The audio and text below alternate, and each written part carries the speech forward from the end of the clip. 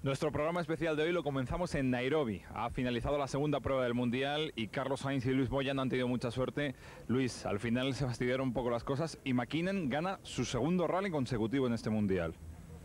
Lo que respecta a nosotros, sí fue un rally que no fue... Bueno, tuvimos muchos problemas entrenando, podíamos imaginar que el coche no iba a ser todo lo robusto que queríamos, y efectivamente durante el rally lo intentamos, sin embargo sin ir a un ritmo demasiado loco, ¿no? Porque además vimos en una de las primeras pruebas, que era una prueba que no estaba rota ni nada, vimos que no podíamos ir al ritmo de los demás, entonces decidimos ir más tranquilos para intentar terminar, pero a pesar de todo, pues el coche se rompió bastante por bastantes sitios y nada, lo intentamos hacer de las mejores formas posibles y fue totalmente imposible. Y sorpresa lo de Mitsubishi. La experiencia que tenía yo en el Safari, tanto él como Kenneth Eriksson, yo pensé lo mismo al principio del rally, dije es imposible que al ritmo que van aguanten el rally. Me parecía que iban demasiado rápido para este rally, ¿no? Y lo que pasa es que ellos sabían el ritmo que tenían que llevar porque el coche evidentemente se lo aguantaba y así lo demostraron. ¿Qué van a ver nuestros espectadores a partir de ahora? Yo creo que imágenes de lo más espectacular quizá que se puede ver en el Mundial, ¿no? Sí, hay imágenes bonitas, hombre, sobre todo cuando se pasan esos charcos de agua enormes y gigantes que parece que sube el agua por encima del capó y que a veces que llega a ser incomprensible el pensar cómo un coche puede pasar por ahí y que no se pare, ¿no? Pues sí, estos coches la verdad que no se paran nunca, ¿no? El nuestro se paró desafortunadamente, no por problema de agua, pero se paró y esperemos que en el próximo rally no pase lo mismo. Pues a partir de ahora comienza nuestro programa especial del Rally Safari.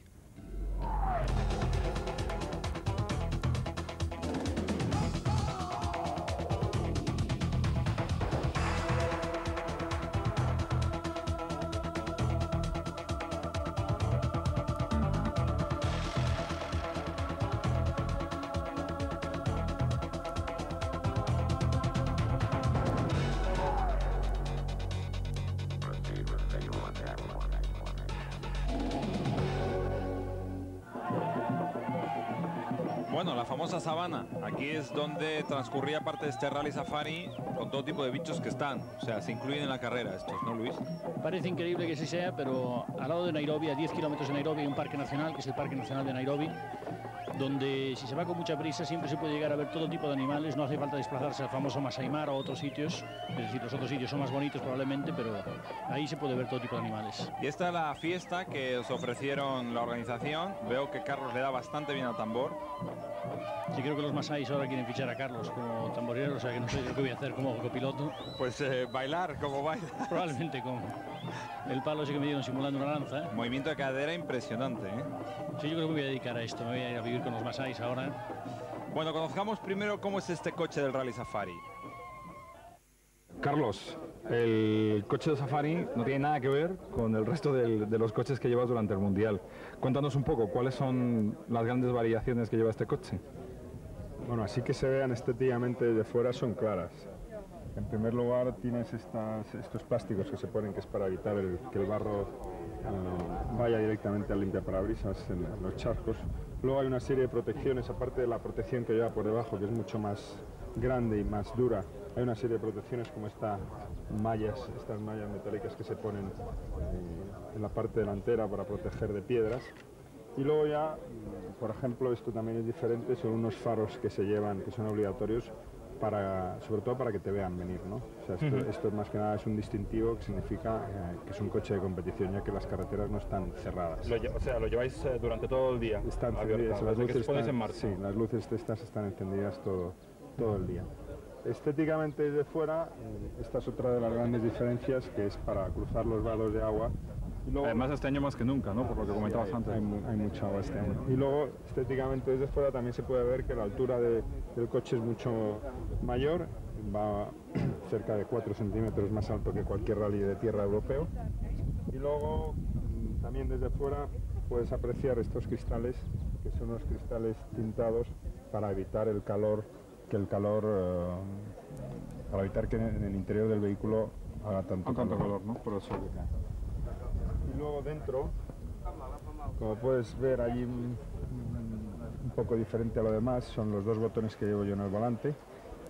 Sobre todo, rojos. Sí, esos dos rojos, sobre todo el de la izquierda, que es para conectar constantemente con el helicóptero, que es, digamos, un poco nuestro ángel de la guarda en este rally, ¿no? Va siempre sobrevolando encima nuestro, nos va avisando no solo de los posibles animales o lo que encontréis, ¿no? Que podamos encontrar, que pueden ser pues, gente, como te digo, porque hay zonas donde pasamos que son zonas habitadas y puede haber incluso algún despistado con algún coche que no se haya enterado, algún matatu. Ese es el botón más importante. El otro es para la distancia, ya que hay rectas muy largas y en mitad de las rectas suele haber trampas, suele haber agujeros, entonces tienes que llevar perfectamente medido los metros para saber dónde tienes que frenar y entrar en la velocidad adecuada en cada momento. Y luego aparte llevamos también aquí dentro esta especie de nevera, es para el líquido que refrigera, un traje que llevo especial para que va refrigerado por agua para evitar para evitar el calor. Lleva una bomba que las enchufo a estas dos salidas de aquí y eso me ayuda a soportar un poquito mejor el calor. ¿Pero qué temperaturas tenéis dentro del coche, por ejemplo? Depende de la temperatura. Pero claro, estáis a 50 grados tranquilamente. Sí, eso si hace calor seguro. Lo puedo regular allí, la cantidad de flujo de agua y el tiempo que la quiero tener. Tenemos el cable del winchi, tenemos dos depósitos que no van normalmente también, que son depósitos de agua para refrigerar los amortiguadores y refrigerar la inyección de agua del motor. El winchi, un equipo, es manual. Sí, un equipo de herramientas que normalmente tampoco llevamos, es este que va aquí, y un depósito de gasolina también que es mucho mayor que en los rallies europeos, porque aquí a diferencia que en los rallies europeos que hay los tramos más largos son de 45 kilómetros, aquí hay secciones o tramos de 210, de 180, de 190 kilómetros, entonces se necesita un depósito mayor de combustible. Gracias, Carlos. De nada.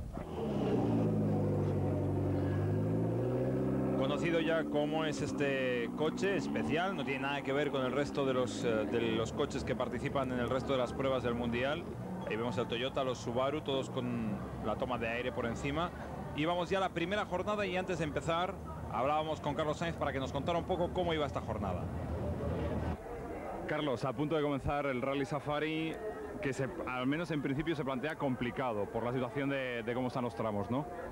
Sí, sobre todo por las lluvias intermitentes que han caído durante los últimos días, que han obligado a la organización a cancelar algunas secciones, algunos tramos, pero hoy parece que el tiempo está un poco mejor, no sé cómo van a estar las carreteras. El coche ha aguantado muy bien todos los entrenamientos, es robusto, a priori es un buen coche ahora para estar en el Safari. Bueno, hemos tenido los problemas normales que ha tenido o que tiene un equipo cuando viene por primera vez en Kenia en muchos años, ¿no? Durante los entrenamientos hemos tenido problemas, pero esperamos que esos entrenamientos hayan servido para poder, por parte de los ingenieros, solucionarlos. Llevas el traje de agua, eso quiere decir que prevés mucho calor al principio, ¿no? Sí, bueno, dentro del coche siempre hace calor, eso seguro. Suerte, nos vemos luego. Gracias. Y conocido esto, comenzaba el rally, Luis, y como decía también Carlos, es un rally complicado. Vemos en la primera jornada había ya algún tramo que no se tenía que realizar, ¿no? Se había anulado alguno de los tramos. Sí, como se ve a la derecha del monitor, donde parece el control punto 3 hacia el 4, en vez de llegar hasta el 3, llegaba solo hasta la mitad por culpa de unas inundaciones, y entonces se había quedado un poquito recortado. Un Rally Safari que teníais mucho miedo, estabas muy preocupados por el tema del agua, pero que a priori amanecía con sol y sin problemas, al menos en la primera parte del día, ¿no? Sí, lo que sucede es que el día anterior nosotros fuimos a ver un sector que no pudimos entrenar ninguno de los días que habíamos estado entrenando por culpa de lo inundado que estaba, pero al final teníamos que pasar. Intentamos ir y bueno, nos quedamos en un río, luego nos atascamos también en un charco. Estas son unas imágenes del verde, que es el primer sector. Efectivamente. Al principio una zona muy rápida, de 8 kilómetros prácticamente a fondo, hasta este cruce derecha. La mentalidad para este rally es distinta, ¿no? A pesar de que, por ejemplo, Ericsson y McKinnon parecía que estaban en el Mil Lagos en vez del Safari, el resto de los pilotos levantan un poquito el pie, ¿o no? Sí, la verdad que la mentalidad de este rally tiene que ser diferente porque es un rally, son muchos kilómetros, los tramos cronometrados pueden ser, este en un principio va a ser de 140 kilómetros, quedó reducido a 60, son muy largos y entonces hay que tener un poquito de cuidado con la mecánica, ¿no?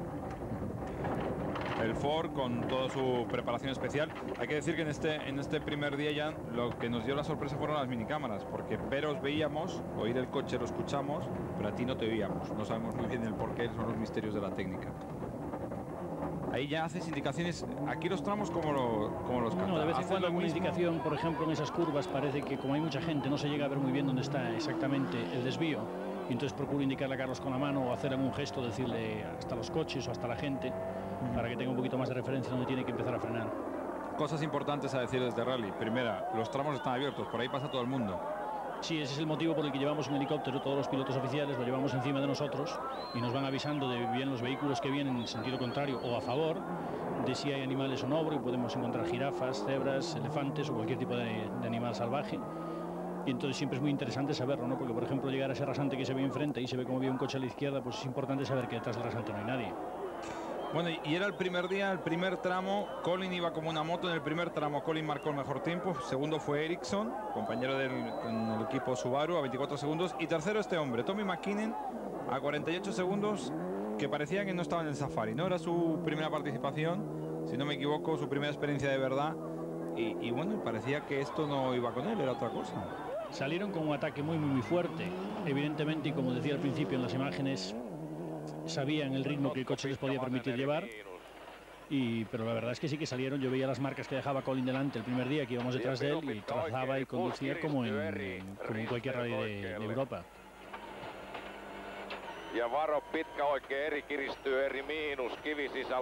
Me gustaría poder intentar traducir algo de lo que va diciendo Seppo Harjanne, el copiloto de Tommy, pero es completamente imposible. El finlandés es uno de los idiomas más complicados que conozco.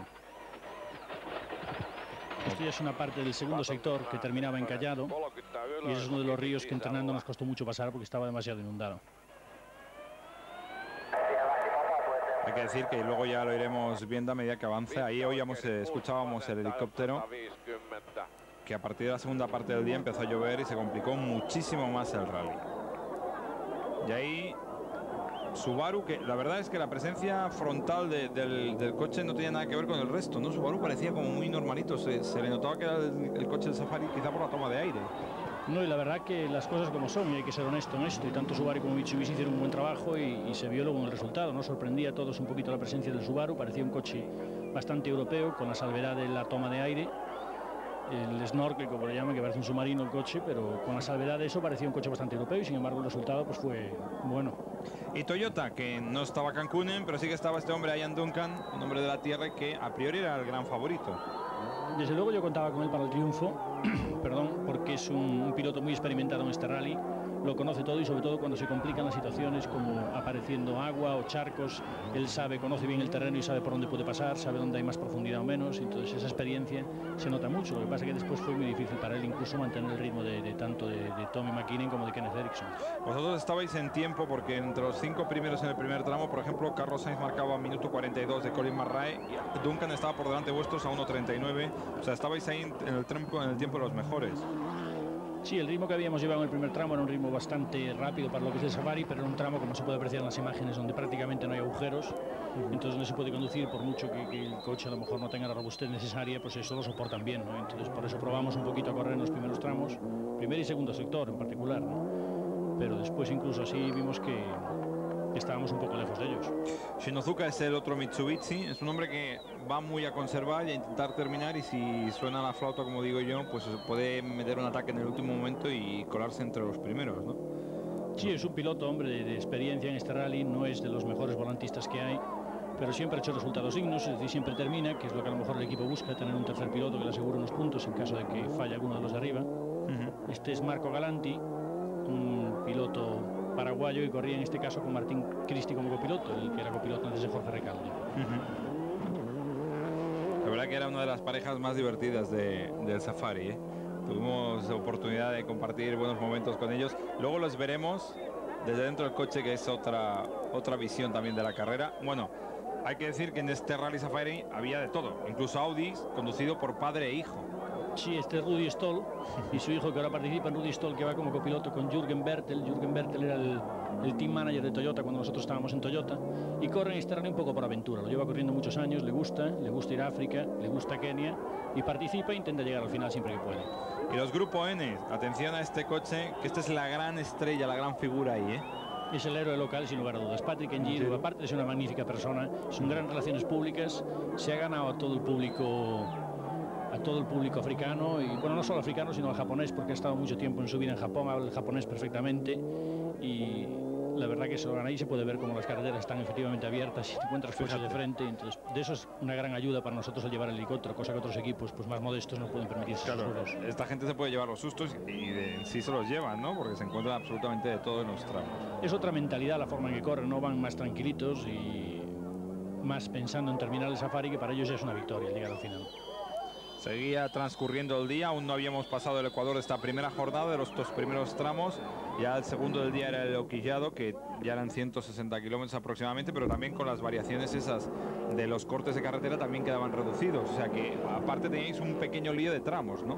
Y se quedó recortado 108 kilómetros porque la primera parte también era una parte muy difícil, incluso difícil de encontrar el camino, porque no lo había que ir entre arbustos y entre maleza, y entonces era difícil encontrarlo. Y aparte había un río muy profundo que, pues evidentemente los organizadores aguantaron hasta el final. No se pudo evitar ni bordearlo por otro sitio, entonces hubo que anularlo. Y aún pese a eso, recuerdo que el primer día llovió de una manera fuerte en las montañas. El agua en los ríos empezó a bajar, se cruzó en un tramo y hubo 14 coches que no llegaron ni al segundo sector. Es decir, salieron por la mañana, hicieron una hora y llegaron por la noche a las 8 de la noche habiendo completado nada más que un sector, porque la organización los tuvo que reagrupar, un poco como sucede en el ciclismo. Cuando alguien llega fuera de control, pues si se da la casualidad que son muchos los que llegan fuera de control, pues por no romper la carrera los reagrupan, los readmiten.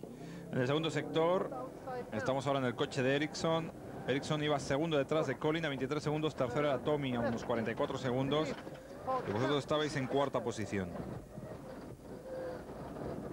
Habíais recuperado posiciones ahí, teníais a Ian Duncan con el Toyota detrás vuestro. Esto creo que es otra parte del segundo sector, la parte final, el mismo río donde se veía antes a Tommy McKinnon, y eso todos los ríos que hay en esa zona, que era una parte bastante sencilla, no tenía muchas complicaciones y muy rápido, que digamos hacer una media de 150 kilómetros por hora, me parece, 100 kilómetros. ¿Por estas carreteras? Sí, esa en concreto era buena.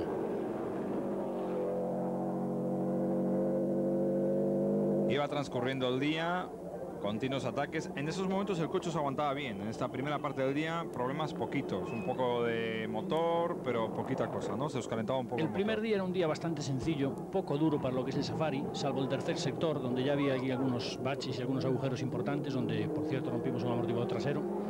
Y ahí empezaron un poco el cúmulo de desgracias que tuvimos a lo largo del rally. Pese a que lo intentábamos ir despacio, intentábamos aguantar la mecánica, pues no pudo ser, ¿no? También recordar que ya antes del rally avisamos que el proyecto Safari con Ford empezó muy tarde por culpa de que nosotros nos vinculamos tarde al equipo, y entonces fue difícil hacer los test apropiadamente como nos hubiera gustado, y entonces los tuvo que hacer Steve Blomqvist, y yo creo que un poco todo eso y la falta de experiencia del equipo en el Safari pues es lo que se notó. En estos primeros tramos había que decir que Shinozuka tenía problemas con su copiloto, y es que se les estropeó el intercomunicador y iban por señas. O sea, las pasaron de todos los colores hasta que se lo arreglaron rápidamente del equipo Mitsubishi. Blomqvist también tuvo problemas. Este ya es el pase por la vía, casi llegáis aquí al Ecuador del día. Después de este trozo teníais ya una asistencia. Sí, se llegaba al asistencia, el parque de asistencia encallado, se llama, justo después de la vía del tren.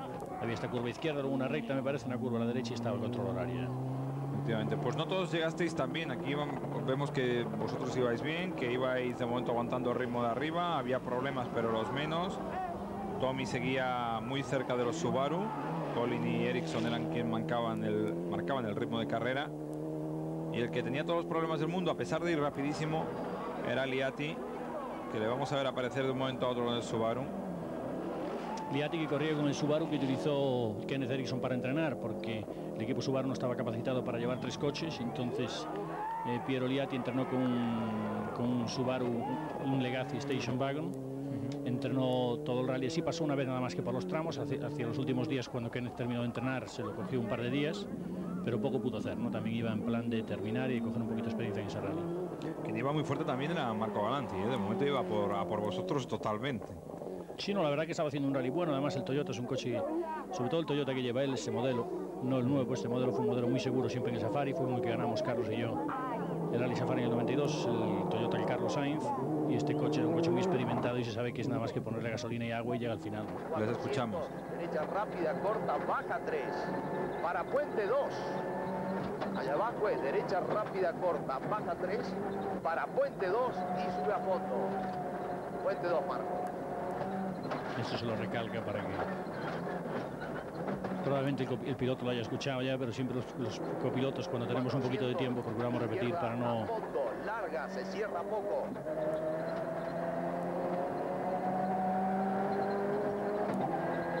Como se ve, hay mucho tiempo para decir lo que hace falta decir. Aquí mi problema es... Podéis incluso saludar, ¿no? Volvemos al tramo de la vía. Mira cómo llega Piroliati.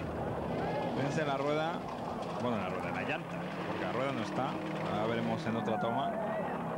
Esto probablemente haya pinchado hacia el final del tramo del sector y por eso no se haya parado a cambiar, porque normalmente en Kenia nunca se te ocurre hacer kilómetros con un neumático, porque por 1 o 2 minutos o 3 que se pierdan cambiando un neumático no es una diferencia grande como para que al final del rally te hagan perder el rally o perder alguna posición, ¿no? Entonces probablemente habría pinchado hacia un poquito. Ahí tenemos una imagen de las asistencias y a partir de ahí empezaba a llover y miren cómo se quedaba el terreno por donde había que trazar el resto de las especiales del día, con muchísimos problemas. Aquí vosotros ya ibais tocaos, al menos habéis tenido problemas de palíes, si no me equivoco, y ya ibais con problemas. Fíjate cómo pasa la velocidad que pasa Colin en esta recta, por encima del agua, que se oye incluso los neumáticos. El ruido. Es muy importante enfilar lo más recto posible, porque si no el riesgo es grande de hacer un trompo. Entonces, desde dentro del coche de Kenneth Eriksson, sí. es este. Se ve como la luneta térmica del cristal delantero parece que no funciona muy bien, y eso hay veces que aquí en el Safari, bueno, hay veces no es fundamental, porque muchas veces cuando se pasa tanta agua, si eso no llega a funcionar, entonces te obliga a parar y tienes que limpiar el cristal por dentro, pues no se vería nada.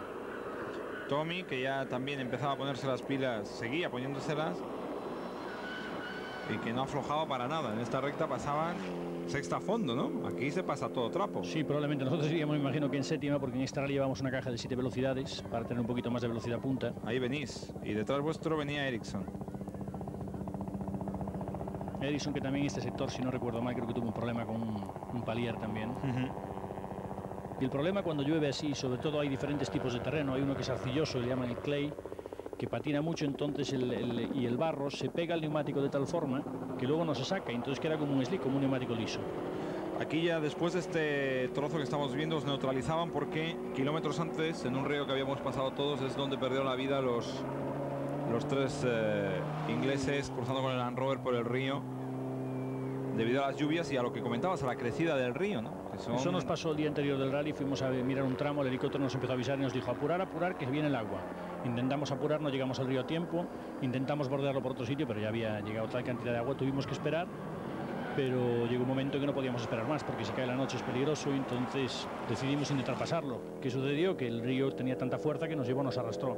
La suerte fue que golpeamos unas rocas, las rocas nos pararon y apoyados en las rocas conseguimos salir del río, ¿no? Pero fue una experiencia que la verdad no es muy agradable, porque una vez que te lleva el río, pues te lleva y nunca sabes dónde vas a parar ni lo que va a pasar, ¿no? En ese caso siempre entramos ya preparados para salir. Yo llevo la bolsa de notas en la mano por si tengo que salir corriendo, y nos preparamos antes, incluso veces que pasamos sin el cinturón y todo, por ganar algún segundo si pasase lo peor, ¿no? En Duncan, entre los 5, ahí estaba el primer día de la lucha. Colin, Eriksson, McKinnon, Carlos Sainz y el Toyota de Ian Duncan. Shinozuka ya en una parte ya prácticamente al final. Aunque parezca increíble, la gente no sé si se lo puede tener esa idea. Hace unos minutos, por donde están pasando estos pilotos, pues van a ver unos minutos después, con la lluvia, con la presencia de lluvia, el río que aparece por ahí, que es ese. Eso no estaba, ¿eh? Esto no estaba hacía media hora. Esto es lo que sucede, que es bastante común en África, que hay unas tormentas tropicales grandes, y entonces donde a lo mejor en un momento se pasa y hay polvo, pues media hora después hay agua, y entonces recomiendan que bien esperes, o si intentas pasar al río, abrir las puertas para que el agua cruce por dentro del coche y no te arrastre. Así terminaba el primer día. Eriksson primero, líder, segundo McKinnon a 27, tercero Colin a 1.21, cuarto Ian Duncan con el Toyota 2.38, Carlos Sainz quinto 8.38, Galanti a 16.57 y Patrick Injuru era el noveno, el primero del grupo N a 29.25.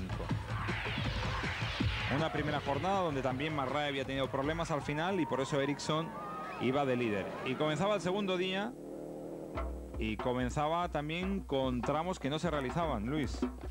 Sí, el tramo del primero y del segundo día yo era el que más miedo le tenía, porque entrenando tuvimos muchos problemas en un tramo donde los agujeros eran terribles para el coche, no sé, era un castigo muy duro para la mecánica, y empezamos, y bueno, poco de empezar, a unos 20-25 kilómetros de la salida, un sector de 150 kilómetros, creo, 140 creo que tenía, que terminaba en el Burgos. Sí.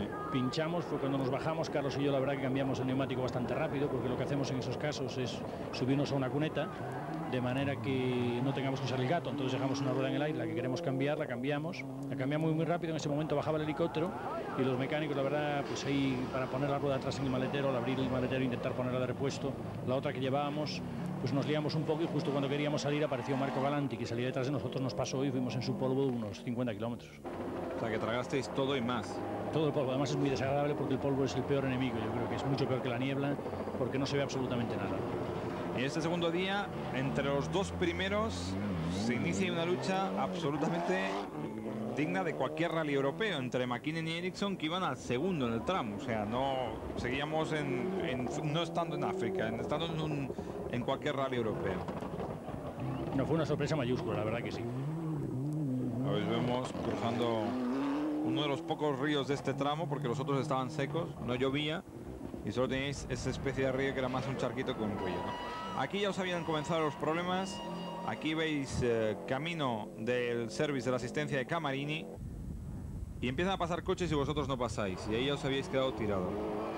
Ahí cuando llegamos en ese sector se rompió, sí, primero un amortiguador, lo cambió el helicóptero, bajaron, hicieron un trabajo magnífico y lo cambiaron en aproximadamente 10 minutos. Luego continuamos y entonces ahí se soltó una pieza que va enganchada al chasis y entonces ya tuvieron que hacer un apaño y tuvimos que hacer 110 kilómetros a 20-25 kilómetros por hora, ¿no? Entonces nos empezaron a pasar coches y empezamos a perder todo y ya. Bueno, nuestra idea es intentar llegar, esos son los famosos matatus, como le llaman los autobuses de Kenia. Matatu matata.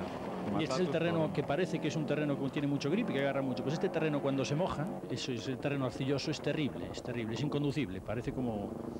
no patina más que el hielo. Aquí pasaba Blomqvist, era la señal inequívoca y ahora te cuento lo que yo vivía desde el tramo, de que vosotros no habíais pasado, por tanto que teníais problemas.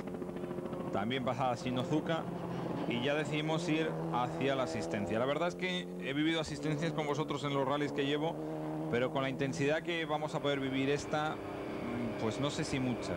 Este era Blomqvist, llegaba antes que vosotros, nos informaban que vosotros os habíais quedado tirados.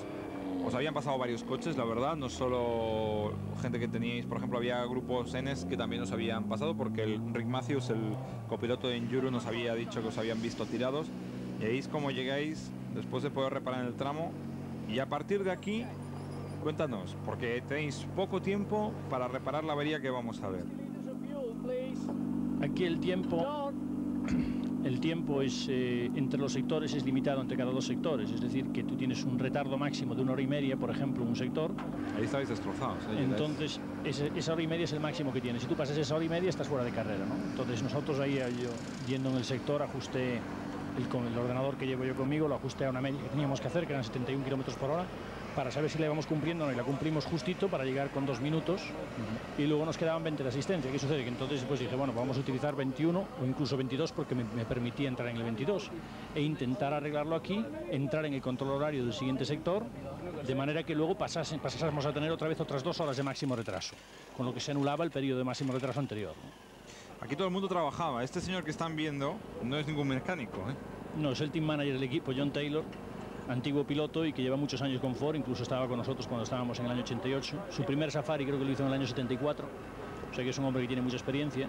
Y entonces ahí sí, todas las manos eran pocas, ¿no? Porque la verdad que el trabajo era grande y aún encima, para mala suerte,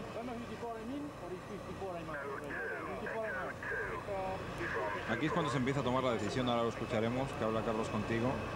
Tú estás mirando tiempos y dices, bueno, si pasamos el siguiente control y reparamos después, que claro, lo puedo hacer. Ya estoy pensando que después será. como no, háblalo. reparar el control e intentar ir después. Y aquí una de las malas sorpresas, se había estropeado uno de los compresores, no teníamos soldadura para... No había la buena, ¿no? Entonces tuvieron que recurrir a un equipo privado y tuvieron que pedir una otra soldadura. Si lo sueldan eso, Carlos, yo lo digo, escúchame un momento, por favor. Si sueldan eso, en el momento en que lo sueldan nos podemos ir sin atacarlo. Pasamos el control y luego ya que lo ataquen. Claro, es lo mismo que te estoy diciendo yo, que pongan el coche a andar y nos vamos, y luego ya arreglaremos después.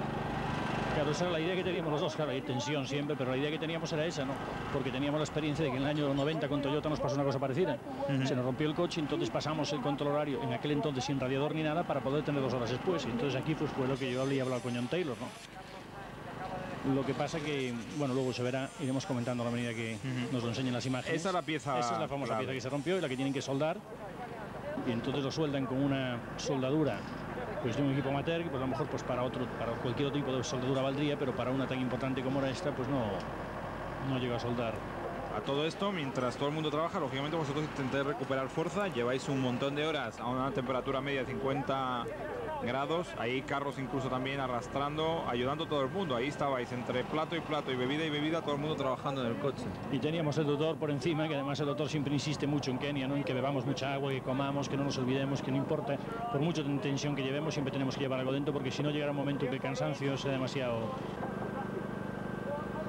Estos son los hombres que os dejaron la soldadura del equipo privado, que estaban alucinados, porque intentaron dijeron, necesitamos ayudar en algo, y los mecánicos de fuera dijeron, no, déjenos el... Llega a haber un momento en que a lo mejor demasiadas manos son muchas, y a lo mejor lo único que hacen es complicarse las cosas y luego se pierden tuercas, se pierden herramientas, no encuentran y al final se lían más de lo posible, Seguís esa lucha contra el reloj y aquí ya estáis casi terminando, ya no tenéis tiempo para más y el coche estaba aún por terminar de repararse.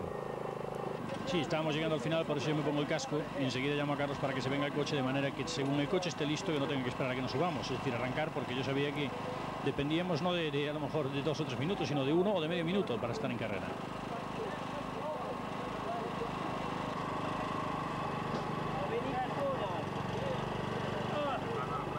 Lo importante era que pusiesen el coche en orden de marcha y poder salir.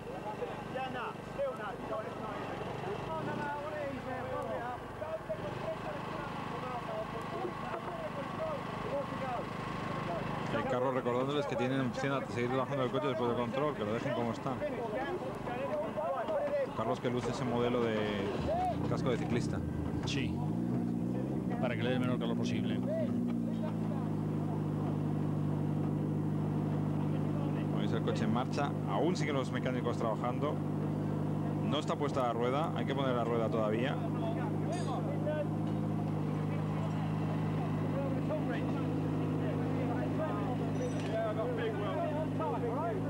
Hay 5 o 6 mecánicos ahí con la rueda. Sí, en este momento estábamos todos muy nerviosos y preocupados por ver lo que podía pasar,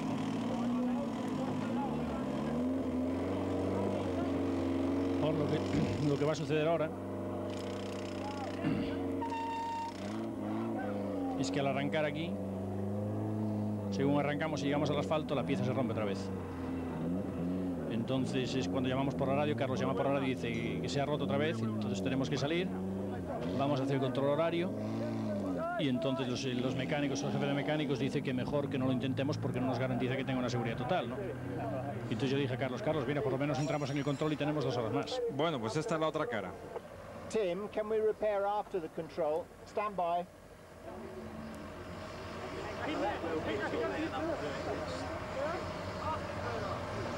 They say no, Carlos. They say no. Esto es cuando John Taylor le pregunta a Tim, al jefe de mecánicos, si podían reparar después del control. Entonces ellos dicen que no. Entonces en ese momento yo le dije a Carlos, entramos en el control porque una vez que estemos dentro tienen que venir a buscarnos.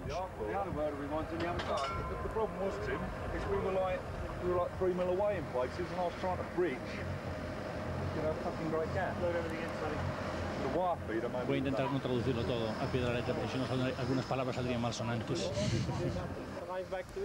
No, we have to go to him. Okay, Carlos. We have 1 hour there, the other side of the control, which we can do some work. Is it possible? Well, you get magic a MIG welder from somewhere. Bueno, ahí ya estaban Ahora John Taylor le decidiendo. pregunta y dice que tenemos una hora adentro, y entonces que Tim, que es el rubito ese, que es el mecánico nuestro de helicóptero, dice que si encontramos un big welder, un soldador grande, que se podría intentar. Y es lo que intenta. Y aquí ya nosotros dejamos la asistencia, rápidamente vamos, ahí vemos la pieza en el suelo, como se ha caído a bloque. Y ahí estáis dentro del tramo, acababa de llegar el helicóptero. Sí, viene un camión de asistencia, esas son las ventajas que tiene el Rally Safari, donde puede circular cualquier vehículo por los sectores competitivos sin ningún tipo de impedimento, ¿no? De ahí que llamásemos a la asistencia vino aquí. No solo intentó repararlo, sino que además lo reparó y conseguimos hacer el sector, pues era uno de los más largos del día, de 140 kilómetros, que terminaba en el Dama Rabin, lo conseguimos hacer sin problemas. Llegamos al final. Aquí os llega la asistencia, el camión en mitad de tramo estamos, hay que decir a la gente, ya lo veremos, que pasan los coches por al lado, la gente que sigue compitiendo. Sí, no, la verdad que el Safari es como una película, ¿eh? Nosotros siempre hablamos de que se podría escribir un libro de rallies, pero solo uno del Safari y uno del Campeonato del Mundo. Ahí la desesperación empieza a ser grande. Ahora escucharemos a Carlos Sainz en unos instantes, porque claro, en ese mismo momento no estaba muy clara la posible continuidad. Ahora le escuchamos. Carlos, segundo día y problemas. Todos los que habías previsto, o en parte que habías previsto que el coche se pudiera romper, se han medio confirmado por ahora, porque estáis intentando repararlo e intentar continuar, ¿no? Sí, bueno, el Safari ya sabíamos que iba a ser un rally duro. Quizá no pensábamos que pudiésemos tener tantos problemas, ¿no? Pero en cualquier caso, bueno, parece que este Safari ya para nosotros ha terminado. Lo que vamos a tratar es de terminar. Hemos perdido ya 1 hora y pico y no sé, ya va a ser incluso difícil llegar en los puntos, ¿no? Si es que podemos seguir. Porque en el caso de poder seguir también, ya vais con muchísimo retraso, como comentabas, eso os hará ir con retraso en todo. O sea, llegar, por ejemplo, esta noche a Nairobi a las tantas para mañana volver a empezar otra vez, ¿no? Sí, bueno, eso sería lo de menos, ¿no? Claro. Lo importante sería poder continuar, pero incluso continuando yo veo muy difícil poder entrar a los puntos. ¿Tan duro está el terreno o el coche está fallando más de lo que creíamos? No, yo creo que Safari es así, lo que pasa es que hemos tenido poco tiempo para preparar esta carrera. Pues el Safari era así, la cara de Carlos Sainz lo decía todo, pero lo que decías, continuasteis. Aquí seguía la lucha entre los de cabeza y por ahí en medio apareció de nuevo el Ford. Estabais 11º y estabais con posibilidad de entrar a los puntos. Sí, posibilidades remotas, porque claro, una cosa es estar en posibilidad de entrar en los puntos sabiendo que el coche está en buenas condiciones y otra es sabiendo que el coche está muy débil, ¿no? Y que cualquier cosa le va a afectar. Entonces nosotros intentamos continuar y bueno, veíamos que por lo menos mientras seguíamos en carrera, sabemos que el Safari es un rally muy particular, pueden pasar muchas cosas, incluso perdiendo, en este caso llevábamos perdidas ya 2 horas y media, pues incluso perdiendo mucho tiempo, se puede llegar a evitar. Ahí se ve como la gente sale muchas veces de la carretera, buscas caminos laterales para evitar los charcos grandes si se puede. La verdad que la sorpresa más grande me la llevé yo en los atajos, como le llamamos nosotros, el tercer día, ya lo veremos, porque la gente se metía por cualquier lado, por no pasar por un charco, por donde estaba la gente, por donde estaba el público, por donde estaban los espectadores. Era impresionante. Mira, lo vemos ahí mismo, cómo se van esquipando los agujeros de los coches sin ningún tipo de contemplaciones, ¿no? Sí, la verdad que los coches pasan por donde sea, ¿eh? Lo que hay que buscar, por ejemplo, si está toda la carretera, incluso el césped, todo, no se ve carretera, está todo lleno de agua, hay que intentar estar, si se sabe dónde está la carretera, en la carretera, porque por lo menos sabes que el firme puede estar más duro.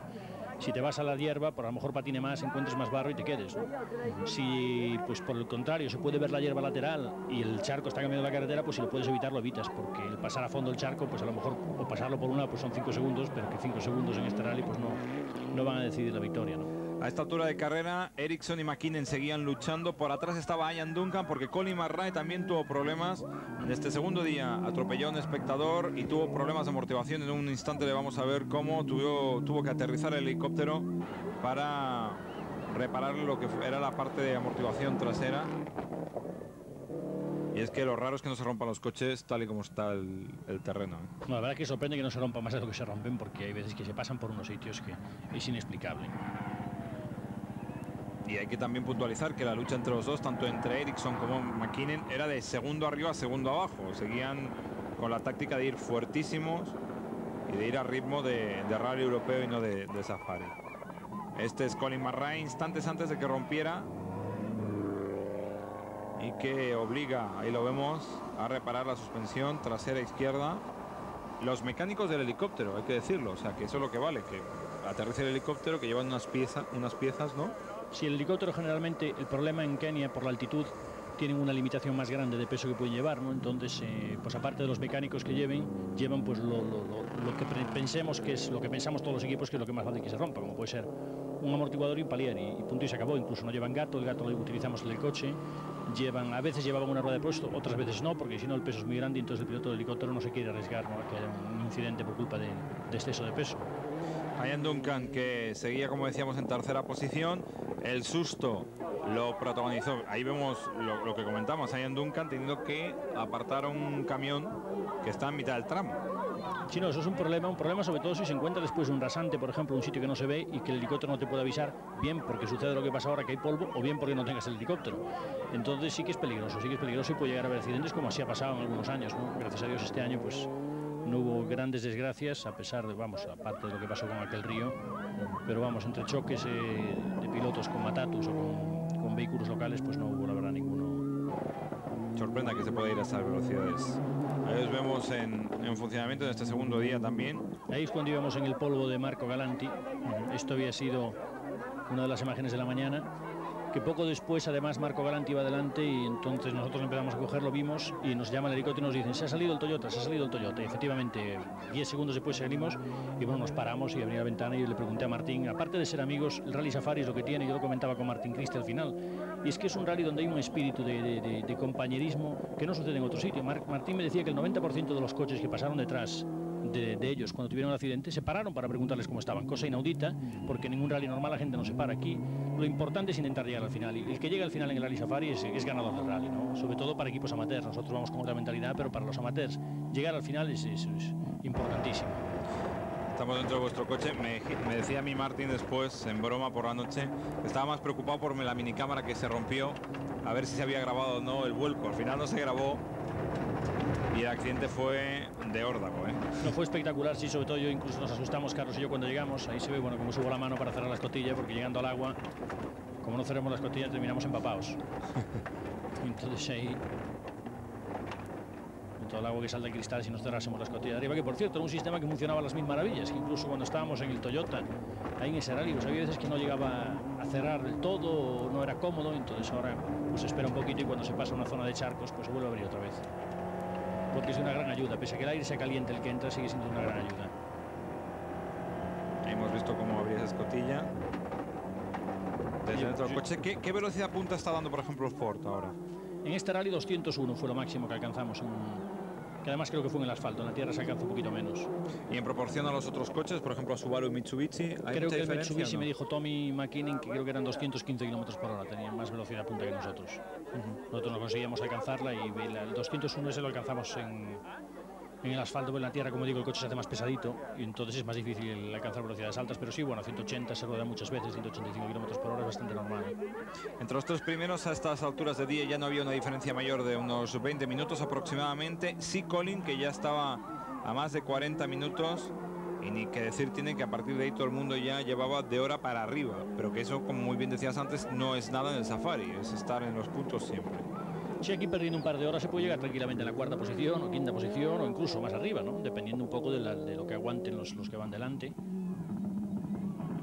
Y esto es Marco Galanti antes del famoso accidente y de que lógicamente se vieron obligados a abandonar la carrera.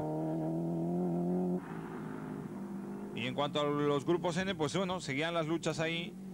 Hay que decir que Patrick Njuru, el héroe local, tenía enfrente ni más ni menos que al hijo del presidente, que es Jonathan Toirotic, me parece que se llama. Así es, que no está mal. Así termina la segunda etapa. Tommy McKinnon comenzaba a ser el líder de esta prueba del Rally Safari. Segundo era Ericsson a 2.11, Ian Duncan a 28.11, McRae estaba a 55.39, a más de una hora Eliatti, Shinozuka también a hora y casi 20 minutos, y Blomqvist séptimo y primer Ford a hora 28 minutos. Y Blomqvist, que era el único Ford que aguantaba, aunque tenía también problemas todos y más. Sí, bueno, hay que decir que estos pilotos llegaron en la segunda etapa. Este es el plano de la tercera etapa. De la tercera etapa ya. En la segunda etapa hubo pilotos que llegaron, es decir, cuando muchos llegaron a las 7 de la tarde, 8 de la tarde, hay otros que llegaron a las 8 de la mañana al parque cerrado. Ya estaban fuera de carrera, pero llegaron porque se quedaron atascados en el último sector de la noche. Bueno, no se pierdan esta tercera etapa. Fíjense, Tommy McKinnon, en vista del charco que tiene por enfrente, nos deja a todos sorprendidos. Ataja por un lado, por la izquierda, no le podemos ver, le vemos ahí entre los árboles.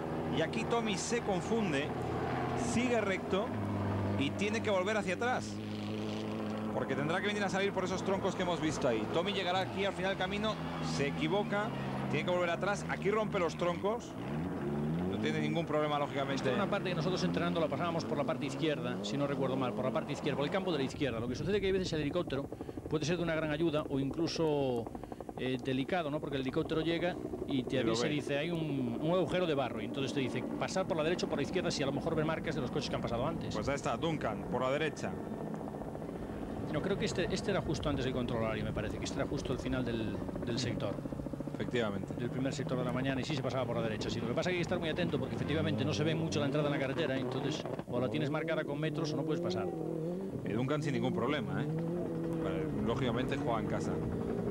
Pero no se pierdan a Colin Marra. Ahí va, y que no tiene ningún problema en ir. Y se mete en un berenjenal. Ese es el problema de los agujeros de barro. Este es el gravísimo problema. Y lo está sacando por motor, ¿eh? Y ahí por milagro, la verdad que ha salido, porque muchas veces en uno de estos se puedes quedar. Esta parte negra es lo que llaman en el roadbook, lo que apunta en el rally Black Cotton Soil. Cuando se moja eso es impensable poder pasar por ahí. Pues Colin salió, hemos visto la cara de sorpresa de la gente que lo estaba viendo. Llegó Blomqvist y utilizó el plan B, o sea, salirse por el lado. Sí, que en estos casos es lo más lógico, porque si no, intentar arriesgarse a meterse por ahí puede suponer a lo mejor perder media hora, porque una vez que estás ahí dentro no te puedes empujar, no puede empujarte nadie porque no puedes hacer esfuerzo. Sí, pues ya verás, Luis, el siguiente Toyota, que también es para no perder. Bueno, juzguen ustedes mismos.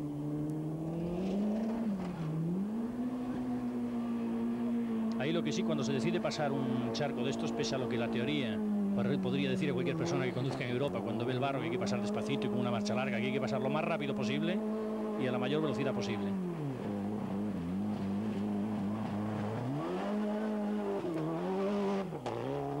Pues eso es sacar el coche. Ahora, como muy bien decías, no todo el mundo tuvo tanta suerte. Y lo que peor te puede pasar en estas historias es que dudes, ¿no? Porque fíjate. El problema, aquí no se puede dudar, y de dudar lo que hay que hacer es el copiloto, que para eso lo sabemos hacer muchas veces, bajarse, andar, meter los pies en el barro, y meterse y ver la profundidad que hay. Porque si te pones a dudar y no coges velocidad suficiente, por ejemplo, si ya no la tiene. No, ahí se ha quedado. Ya te puedo asegurar yo que ahí para salir... Ese es el problema, que aquí lo que no se puede hacer es pararse y mirar. Una vez que te paras, o das marcha atrás y coges velocidad, o si no, te sales por un lado, si no es imposible. El coche que iba detrás salió por un lado y ya verás cómo tienen que sacar ese coche. Con la ayuda de un Toyota que tiró de él y lógicamente salió. Pues como este, muchísimos más. La verdad es que este tercer día se anularon bastantes tramos, bastantes zonas. Sobre todo la parte más, digamos, más hacia el sur de Nairobi. Sí, había una parte que ya estaba anulada desde antes del rally y luego otro sector que era el 30 al 31, que era común con el 12 y 13 del primer día, que se anuló en el primer día, se volvió a anular el último día, con lo que el primer día fueron todos los pilotos a las 6 de la mañana al parque cerrado, porque el rally salía a las 6:30, y la organización nos mandó de vuelta al hotel y le dijo que hasta las 9 no empezaba. Pues no. Ericsson con problemas de suspensión, ya prácticamente le entregó el triunfo, entre comillas, eso de entregar, porque estuvo luchando hasta el final, a Tommy McKinnon, que fue rapidísimo. Segundo sería Ericsson, tercero Ian Duncan, y Colin, que quedaría cuarto ya muy lejos. Y vemos a Ericsson, que tuvo problemas, como decíamos, este último día, esta última jornada del Safari, en la suspensión de su coche. Siguieron los dos a ritmo de rally europeo, y Ian Duncan, que fue al final el tercer clasificado. Y a partir de estos instantes lo que vamos a hacer es analizar con Carlos Sainz un poquito todo lo que sucedió en este Safari, todo lo que le pasó al Ford.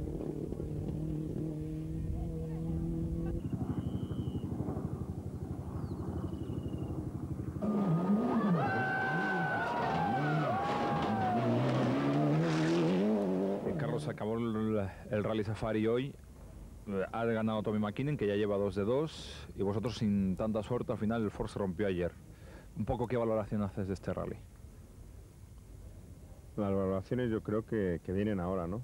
Sobre todo sacar las consecuencias mejores que se puedan sacar y tratar de conseguir una fiabilidad, que todas estas informaciones que hemos ido acumulando, no solo durante la carrera, sino durante los entrenamientos, nos sirvan para conseguir una fiabilidad total, si cabe, en el resto del campeonato.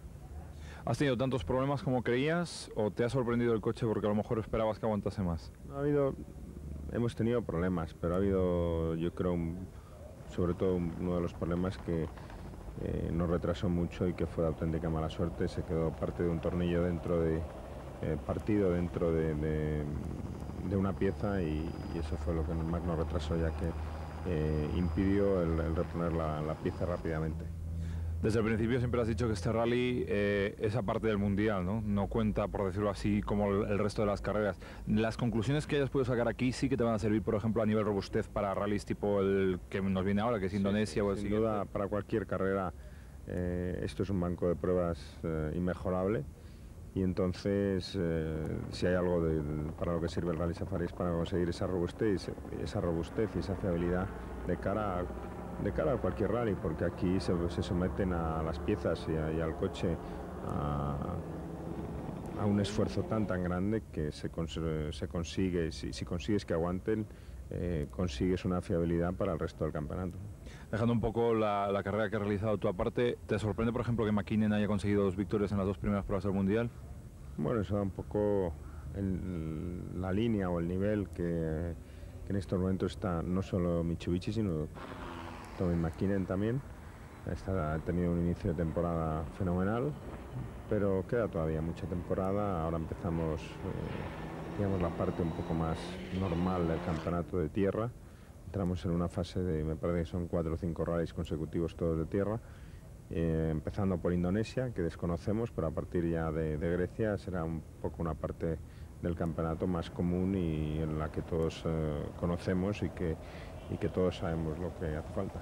Estás muy serio, me imagino que es duro romper aquí y terminar aquí, pero ¿no has extraído muchas cosas positivas? Ese segundo puesto de Suecia y aquí el romper cosas no te hacen pensar en que, bueno, que el Ford es un coche que hay que trabajarlo, que hay que mejorarlo, pero que es un coche que vale? No, la verdad es que volviendo un poco, si quieres, a mis declaraciones de principio de temporada, yo siempre he dicho que nadie esperase nada hasta mitad de temporada, ¿no? Entonces esto viene a confirmar que después del Rally de Suecia quizá hubo demasiadas expectativas, pero yo siempre dije que hasta mitad de temporada había que ser paciente, que había que tener esa paciencia, que había que ir poco a poco, y lo que hace falta es ir mejorando y, como te decía, que esas conclusiones sean válidas no solo para mí, sino para todo el equipo.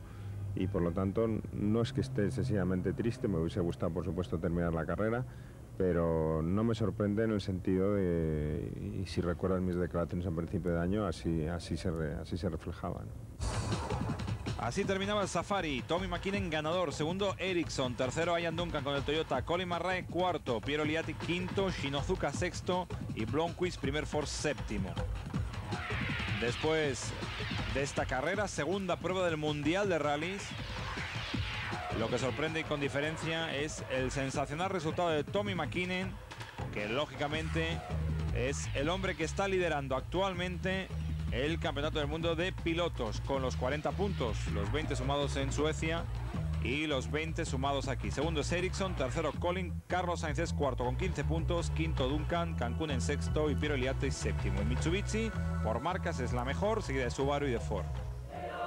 Se acabó el Safari, Luis, y ahora Indonesia. Pues esta Indonesia, está otro rally también donde vamos a pasar calor, y además de verdad, porque comparado con lo que hubo aquí, creo que no se puede ni comparar, porque allí se habla de 40-45 grados y 98% de humedad.